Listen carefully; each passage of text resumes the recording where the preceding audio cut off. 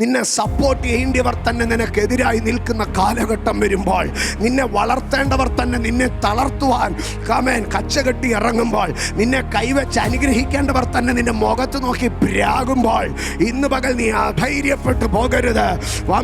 വാളും കുന്തവും ഉണ്ടാക്കി കൊടുക്കേണ്ട ഫെലിസ്ത്യർ തന്നെ ഇസ്രായേലിനെതിരെ യുദ്ധത്തിന് വന്നോ. ഇവന്റെ പക്കൽ എടുത്തു കാണിപ്പാൻ ഒരു വാളുമില്ല.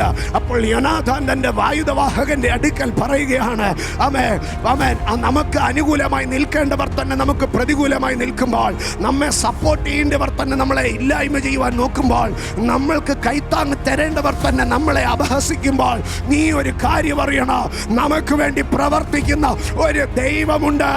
ഫെലിസ്ത്യർ പറയാം, നമ്മൾ വാള് കൊടുത്തില്ലെങ്കിൽ ഇസ്രായേൽ ജയിക്കത്തില്ല. ചിലർക്കൊക്കെ ഒരു ചിന്തയുണ്ട്, അവൻ സപ്പോർട്ട് ചെയ്തില്ല നീ അങ്ങ് എത്തത്തില്ലെന്ന്, അവൻ നിന്റെ കൂടെ നിന്നില്ല നീ ആരും ആകത്തില്ലെന്ന്, അവൻ വഴി അടച്ചാൽ നീ അങ്ങ് പൂട്ടിക്കെട്ടി മൂലെ കയറുമെന്ന്. പോയി വേറെ വല്ലവരുടെ അടുക്കലും പറ, ദൈവത്തിന്റെ കൃപ ലഭിച്ച അഭിഷേകമുള്ള വിശ്വാസമുള്ള ദൈവജനത്തോടത് പറയരുത്.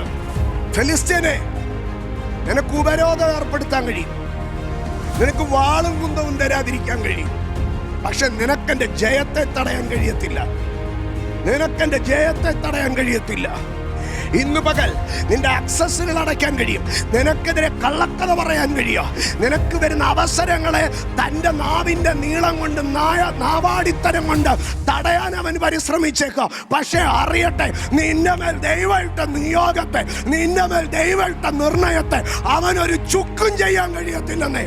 ഏത് കൊലകൊമ്പൻ നിന്റെ നിയോഗത്തിനെതിരെ നിന്നാല്, ഏത് തമ്പുരാൻ നിന്റെ ദൈവപദ്ധതിക്കെതിരെ നിന്നാലോ, ഉടയ തമ്പുരാൻ ഒരുത്തൻ സ്വർഗത്തിൽ നിന്നെ അമ്മയുടെ ഉദരത്തിൽ വെച്ച് സൃഷ്ടിച്ചവൻ, അഭിഷേകം ചെയ്ത് വിശുദ്ധീകരിച്ച് വേർതിരിച്ചവൻ നിന്റെ വലത്ത് ഭാഗത്ത് നിൽക്കുമ്പോൾ അവൻ ഒരു ചുക്കും ചെയ്യുകയില്ലെന്ന്.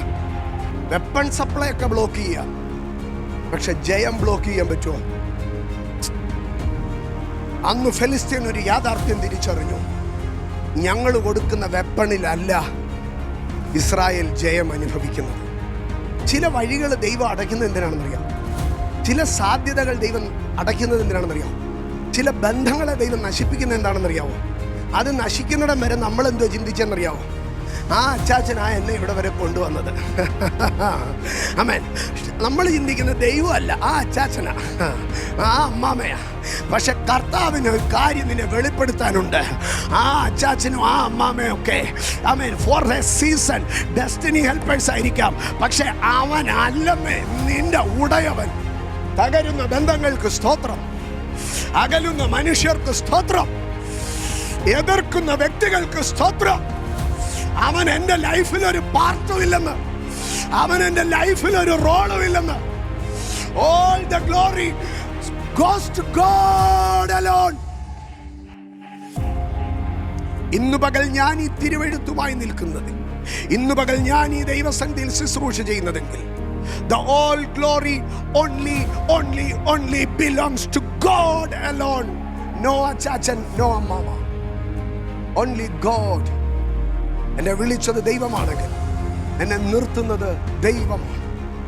ഇന്ന് പകൽ നീ തിരിച്ചറിയണം, നിന്റെ അച്ചാച്ചനും അമ്മാമയല്ല നിന്നെ സപ്പോർട്ട് ചെയ്യുന്നത്, നിന്റെ ദൈവമാണ് നിനക്ക് തുണ.